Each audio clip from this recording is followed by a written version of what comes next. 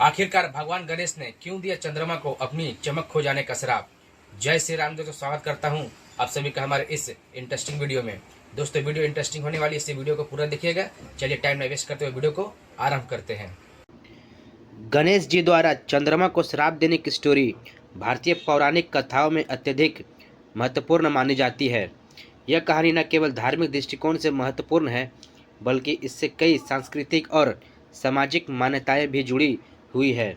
इस कथा के पीछे गणेश जी की नाराजगी, चंद्रमा का अहंकार और अंततः पश्चाताप की भावना छिपी हुई है, जो मानव जीवन के लिए भी एक इम्पोर्टेंट मैसेज है।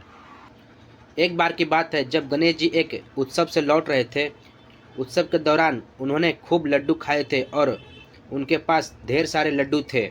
वे अपने वाहन मूषक पर सवार होकर लौट रहे थे। रास्ते में अचानक मूषक ने एक सांप को देखा और डर के कारण संतुलन खो बैठा, जिससे गणेश जी नीचे जमीन पर गिर पड़े। गिरने के साथ ही उनके पेट से लड्डू भी बाहर गिर गए। गणेश जी ने तुरंत लड्डुओं को इकट्ठा किया और अपने पेट को संभालने के लिए सांप को बेल्ट की तरह बांध लिया। यह दृश्य स्वर्ग में स्थित चंद्रमा देख रहा था और यह देखकर वह जोर जोर से हंसने लगा। चंद्रमा का यह उपहास गणेश जी को बिल्कुल भी पसंद नहीं आया, क्योंकि यह उनके लिए एक अपमानजनक स्थिति थी। चंद्रमा का यह मजाक उड़ाना गणेश जी के लिए असहनीय था, क्योंकि चंद्रमा का इस तरह उपहास करना उनके लिए एक चुनौती जैसा था। गणेश जी का स्वभाव दयालु और शांतिपूर्ण था, लेकिन चंद्रमा के इस व्यवहार ने उन्हें क्रोधित कर दिया। इस क्रोध में गणेश जी ने चंद्रमा को श्राप दे दिया कि उसकी सुंदरता और चमक समाप्त हो जाएगी और वह हमेशा के लिए कलंकित रहेगा। श्राप के प्रभाव से चंद्रमा की चमक धीरे धीरे घटने लगी और वह अपनी आभा खोने लगा। चंद्रमा जिसे अपनी सुंदरता और तेज पर अत्यधिक गर्व था, इस श्राप से बेहद दुखी हो गया। उसे अपनी गलती का एहसास हुआ और उसने गणेश जी से क्षमा याचना की। अपनी गलती का पश्चाताप करते हुए चंद्रमा ने गणेश जी से प्रार्थना की कि वे अपना श्राप वापस ले ले।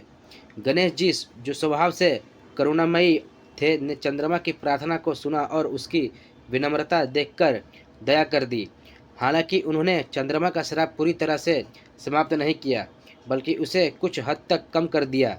गणेश जी ने कहा कि चंद्रमा अपनी पूर्ववर्ती चमक प्राप्त करेगा, लेकिन उसकी चमक मासिक रूप से घटेगी और बढ़ेगी, यानी कि अमावस्या के दिन चंद्रमा पूरी तरह से अदृश्य हो जाएगा और पूर्णिमा के दिन अपनी पूरी चमक में रहेगा।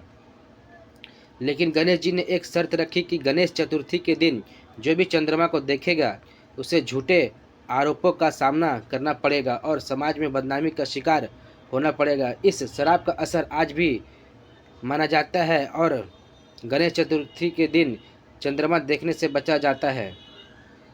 धार्मिक मान्यताओं के मुताबिक इस दिन चंद्रमा को देखने से मिथ्या कलंक लगता है, जिसे मिथ्या दोष कहा जाता है।